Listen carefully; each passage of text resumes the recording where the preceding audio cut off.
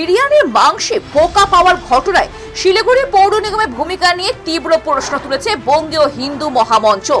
বৃহস্পতিবার পৌর ভবনের সামনে সংগঠনের পক্ষ থেকে বিক্ষোভ দেখানো হয়, তবে পুলিশি বাধার মুখে তারা পৌর ভবনের গেটেই আটকে যান। অভিযোগ, শিলিগুড়ি চম্পাশাড়ি এলাকার এক বিরিয়ানি দোকানে মাংসের মধ্যে পোকা দেখতে পান এক ক্রেতা।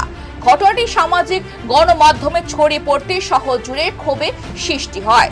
এই ঘটনার প্রতিবাদে এদিন মঞ্চের সদস্যরা মেয়রবাবু বিরিয়ানি খাবেন স্লোগান তুলে হাতে প্ল্যাকার্ড নিয়ে পৌর ভবনের সামনে অবস্থানে নামে। তাদের দাবি, শিলিগুড়ির নানা প্রান্তে অনিয়ন্ত্রিতভাবে বিরিয়ানির দোকান খুলছে।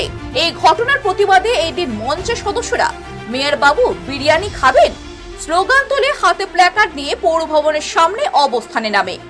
তাদের দাবি, শিলিগুড়ির নানা প্রান্তে অনিয়ন্ত্রিতভাবে বিরিয়ানি দোকান খুলছে, অথচ স্বাস্থ্যবিধির ন্যূনতম মান রক্ষা করা হচ্ছে না।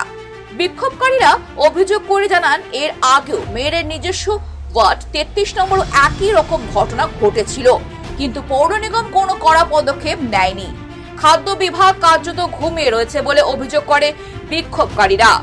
দেখুন, আমরা একটা মেয়র সাহেবকে বিরিয়ানি গিফট করতে এসেছি।